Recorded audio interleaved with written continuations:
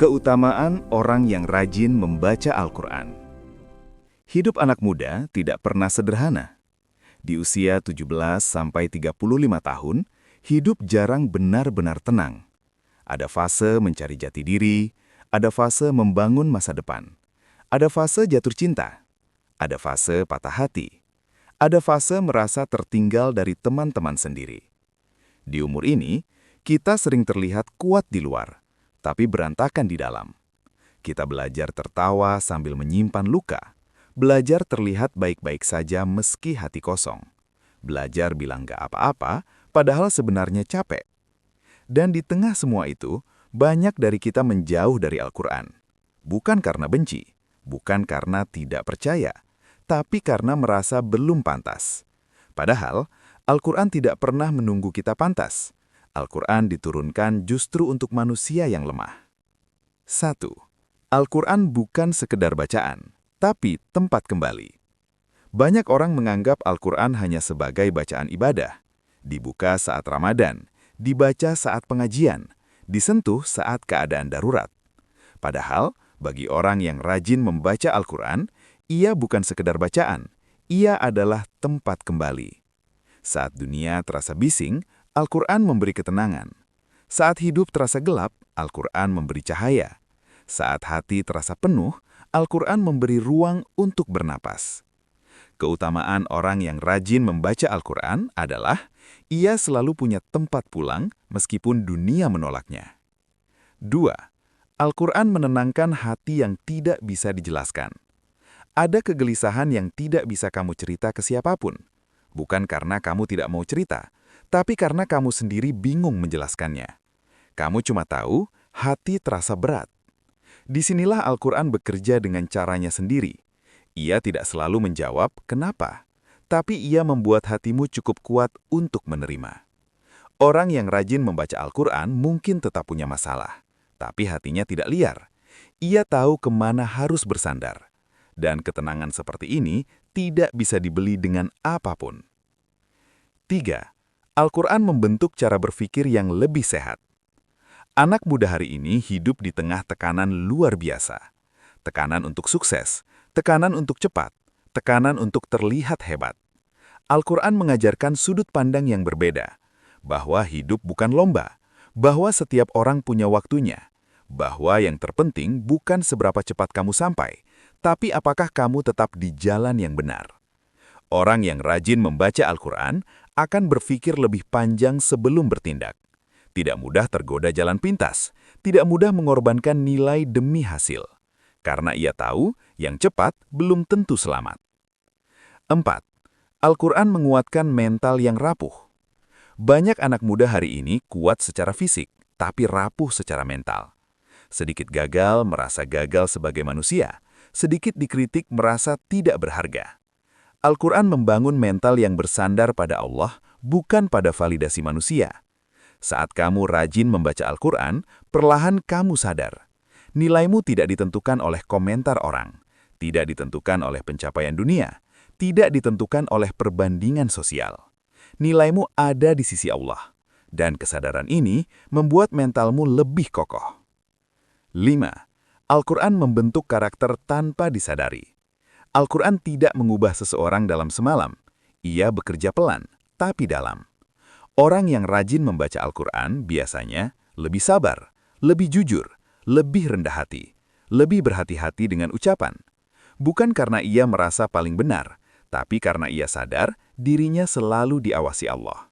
Karakter seperti ini sangat mahal di zaman sekarang. 6. Al-Quran menjaga hati tetap hidup.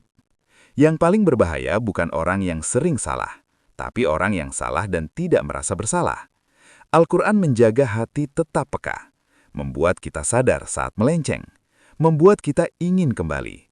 Orang yang rajin membaca Al-Quran mungkin masih jatuh ke dosa yang sama, tapi ia tidak betah berlama-lama, karena hatinya masih hidup. Dan hati yang hidup adalah nikmat besar. 7. Keutamaan membaca Al-Quran di dunia. Di dunia, Al-Quran membawa keberkahan. Bukan selalu dalam bentuk harta, tapi dalam bentuk rasa cukup, hidup yang lebih terarah, hati yang lebih tenang. Orang yang rajin membaca Al-Quran lebih siap menghadapi naik turunnya hidup, karena ia tahu dunia ini sementara. 8. Untuk kamu yang merasa belum pantas. Kalau hari ini kamu merasa masih sering lalai, masih sering salah, masih jauh dari kata baik, dengarkan ini baik-baik. Al-Quran bukan hadiah untuk orang suci. Al-Quran adalah obat untuk orang yang sakit, dan semua manusia butuh obat. 9. Mulai dari yang kecil. Kamu tidak harus langsung baca 1 juz, tidak harus target berat. 1 ayat, 1 halaman, 1 waktu singkat. Yang penting, konsisten. Karena Allah mencintai amal kecil yang terus dijaga. Hidup ini berat dan Allah tahu itu. Itulah kenapa Dia menurunkan Al-Quran sebagai petunjuk, sebagai penenang, sebagai cahaya. 10. Al-Quran mengubah cara kita memandang ujian. Salah satu hal paling berat dalam hidup anak muda adalah menerima kenyataan bahwa tidak semua rencana berjalan sesuai harapan. Kita sudah berusaha, sudah berdoa, sudah berharap, tapi hasilnya tetap tidak sesuai.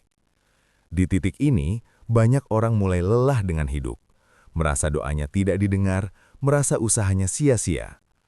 Orang yang rajin membaca Al-Quran pun mengalami hal yang sama. Ia tetap diuji, tetap kecewa, tetap menangis. Bedanya, ia tidak melihat ujian sebagai tanda kebencian Allah. Al-Quran mengajarkan bahwa ujian adalah bagian dari proses, bukan untuk menjatuhkan, tapi untuk menaikkan derajat. Ketika seseorang terbiasa membaca Al-Quran, ia akan belajar satu hal penting. Allah tidak pernah menyia-nyiakan air mata hambanya. Mungkin hasilnya belum datang sekarang, mungkin jalannya belum terlihat jelas, tapi Allah sedang membentuk sesuatu di balik layar. Dan keyakinan inilah yang membuat seseorang tetap bertahan. 11. Al-Quran menjadi pegangan saat dunia tidak bisa dipercaya.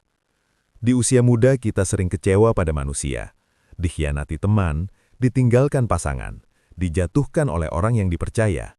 Pelan-pelan kita belajar satu hal pahit, tidak semua orang bisa diandalkan. Orang yang rajin membaca Al-Quran tidak kebal terhadap kekecewaan, tapi ia tidak menggantungkan seluruh hatinya pada manusia. Ia belajar bersandar kepada Allah. Dan ketika seseorang bersandar kepada Allah, ia tidak mudah hancur saat manusia pergi. Karena ia tahu, selama Allah masih bersamanya, ia tidak pernah benar-benar kehilangan segalanya. 12. Al-Quran membantu kita berdamai dengan masa lalu. Banyak anak muda hidup dengan bayang-bayang masa lalu. Kesalahan lama, keputusan bodoh, dosa yang masih menghantui. Ada rasa menyesal, ada rasa malu, ada rasa ingin mengulang waktu. Al-Quran tidak menghapus masa lalu, tapi membantu kita berdamai dengannya. Ia mengajarkan bahwa pintu taubat selalu terbuka, bahwa Allah Maha Pengampun, bahwa masa lalu tidak mendefinisikan masa depan. Orang yang rajin membaca Al-Quran akan lebih mudah memaafkan dirinya sendiri, karena ia tahu Allah saja Maha Memaafkan. Dan ketika seseorang berdamai dengan masa lalunya, ia bisa melangkah ke depan dengan lebih ringan. 13. Keutamaan membaca Al-Quran di akhirat. Sekarang kita bicara tentang sesuatu yang sering kita tunda untuk dipikirkan. Akhirat. Bukan karena kita tidak percaya, tapi karena kita merasa masih muda. Padahal, kematian tidak pernah melihat usia. Orang yang rajin membaca Al-Quran sedang menyiapkan bekal terbaik untuk akhiratnya. Di hari di mana semua manusia sibuk dengan urusannya sendiri, Al-Quran datang sebagai pembela. Ia bersaksi bahwa hamba ini pernah meluangkan waktunya, pernah berusaha membaca, pernah kembali meski berkali-kali jatuh. Bayangkan, di saat tidak ada satupun yang bisa menolong, Al-Quran berdiri membelamu. Itu bukan imajinasi, itu janji Allah. 14. Setiap huruf tidak pernah sia-sia. Banyak anak muda minder membaca Al-Quran karena merasa belum lancar, masih terbata-bata, masih salah-salah. Padahal, Allah tidak menilai lancarnya bacaan saja, tapi usaha dan niat di baliknya. Setiap huruf yang dibaca dicatat sebagai pahala. Tidak ada yang hilang, tidak ada yang terbuang. Bahkan, orang yang membaca dengan terbata-bata mendapat pahala berlipat karena ia berjuang. Ini kabar baik, artinya tidak ada alasan untuk menunda. 15. Al-Quran menjadi cahaya di alam kubur. Kita sering takut membicarakan kematian, padahal itu adalah kepastian. Di alam kubur tidak ada teman, tidak ada harta, tidak ada jabatan, yang ada hanya amal. Dan Al-Quran adalah salah satu amal yang paling setia. Ia menjadi cahaya di tempat gelap, menjadi teman di kesendirian, menjadi penenang di fase yang tidak pernah kita alami sebelumnya. Orang yang rajin membaca Al-Quran sedang menyiapkan cahaya untuk dirinya sendiri. 16. Al-Quran mengajarkan arti kesuksesan yang sebenarnya. Dunia mendefinisikan sukses dengan harta, jabatan, popularitas. Al-Quran mendefinisikan sukses dengan keselamatan, selamat iman, selamat hati, selamat sampai tujuan. Orang yang rajin membaca Al-Quran mungkin tidak selalu terlihat paling hebat, tapi ia punya arah yang jelas. Dan orang yang punya arah tidak akan tersesat terlalu jauh. 17. Untuk kamu yang baru mau memulai. Kalau hari ini kamu baru ingin memulai membaca Al-Quran, jangan pasang target yang terlalu berat.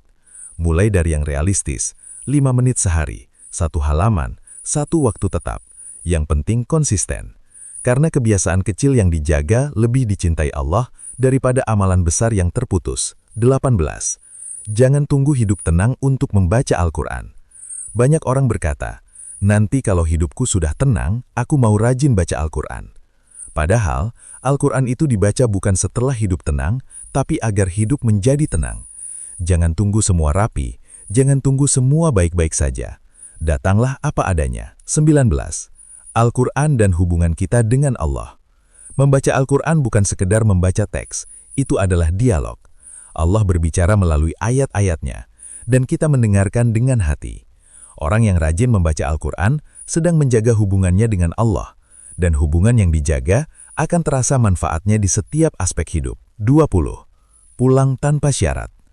Pada akhirnya, hidup ini akan membawa kita ke banyak tempat, ke banyak cerita, ke banyak luka. Tapi sekuat apapun kita berlari, kita tetap butuh tempat pulang. Dan Al-Quran adalah jalan pulang itu. Bukan untuk orang yang sempurna, bukan untuk orang yang selalu benar, tapi untuk orang yang mau kembali.